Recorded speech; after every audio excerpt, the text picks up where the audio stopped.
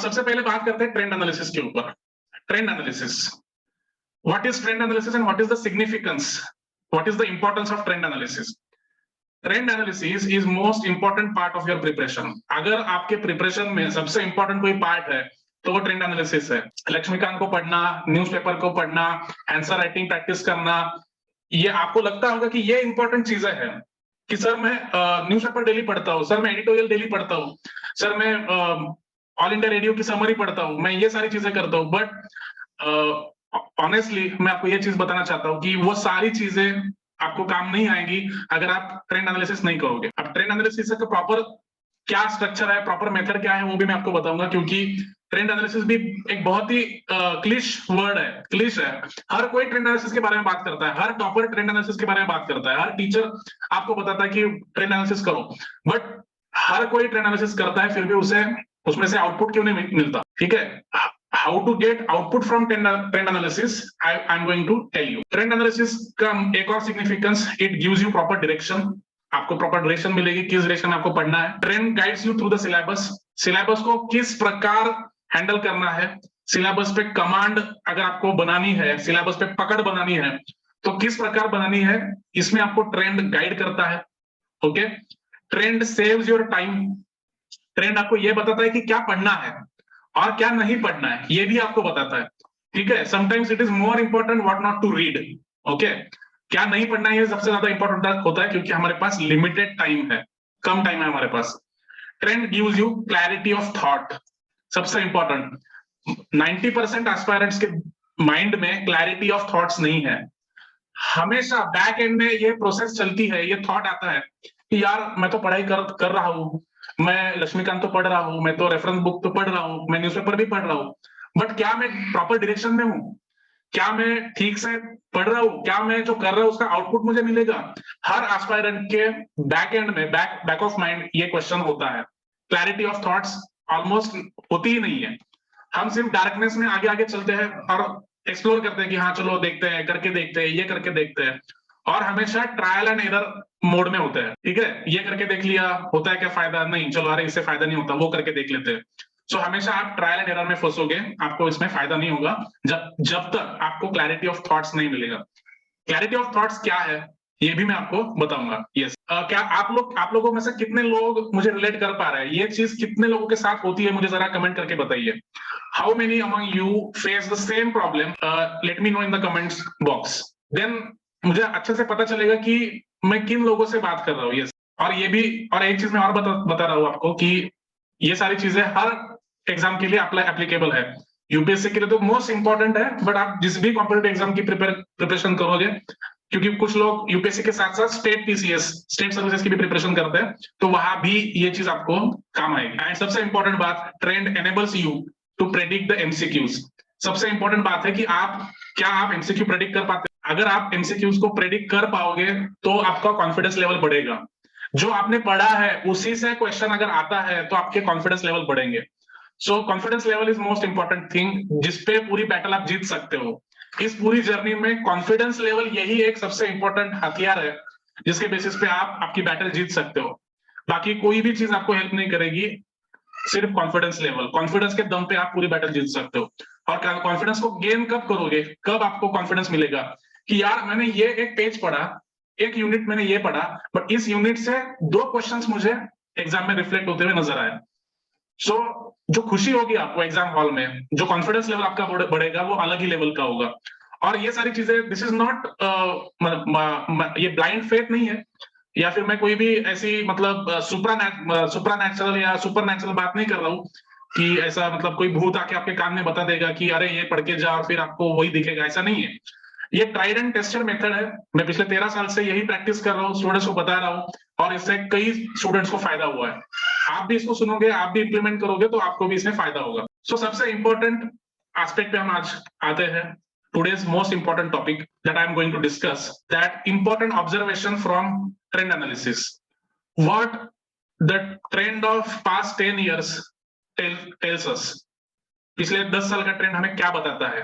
Okay, that we are going to discuss.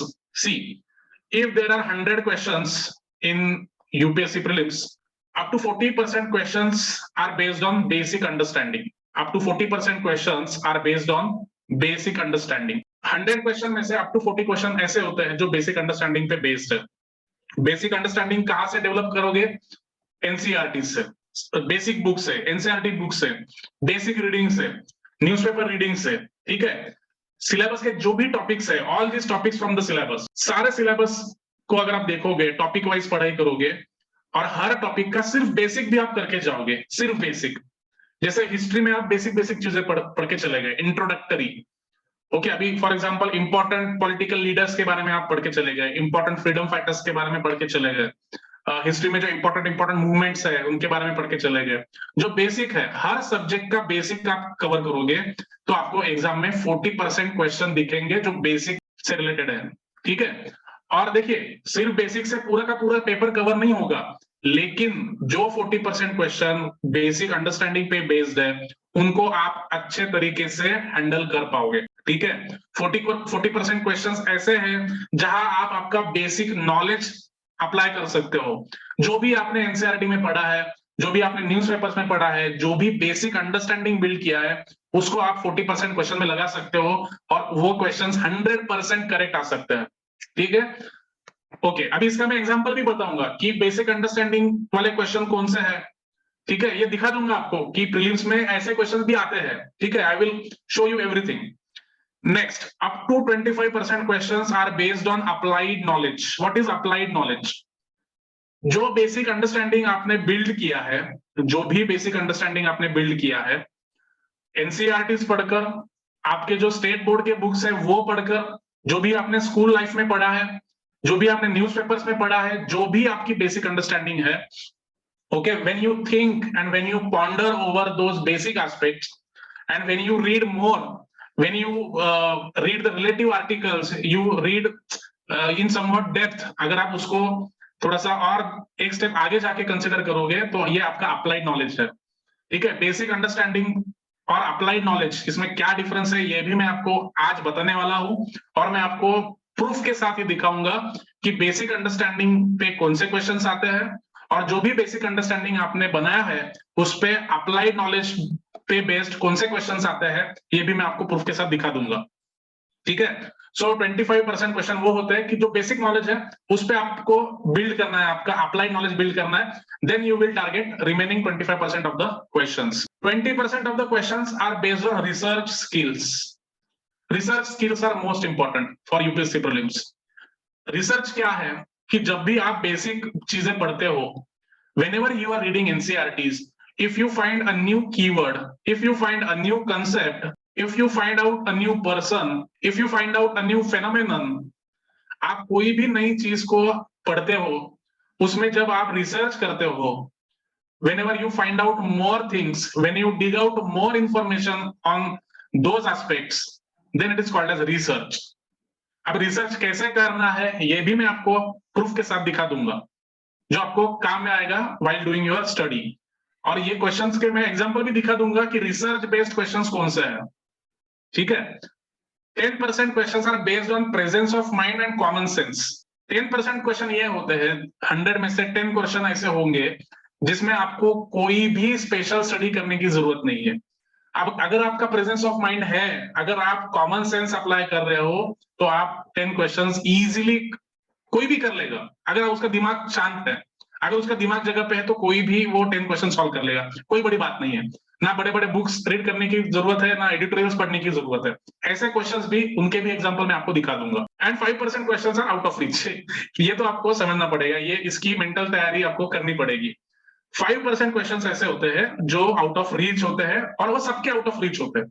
अगर UPSC topper को भी बुला लो तो उसके भी आउट ऑफ रीच वो क्वेश्चंस होंगे, क्योंकि देखिए हर किसी का एजुकेशनल बैकग्राउंड अलग है, हर किसी का ग्रास्पिंग पावर, रीडिंग हैबिट्स, ये सारी चीजें अलग है. हर एस्पायरेंट यूनिक है, तो उसके हर किसी के 5% क्वेश्चंस के यूनिक रहेंगे. ठीक है, किसी को साइंस आउट ऑफ रीच लगता है, किसी को पॉलिटी आउट ऑफ रीच लगता है, किसी को ज्योग्राफी आउट ऑफ रीच लगता है, किसी को हिस्ट्री बोरिंग लगता है. सो 5 to 6 क्वेश्चंस ऐसे होंगे कि आप में से हर किसी को आउट ऑफ रीच लग सकते हैं. ठीक है, उनको भी कैसे टैकल करना है ये भी मैं आपको बताऊंगा. So these are major observations based on the past 10 years trend analysis.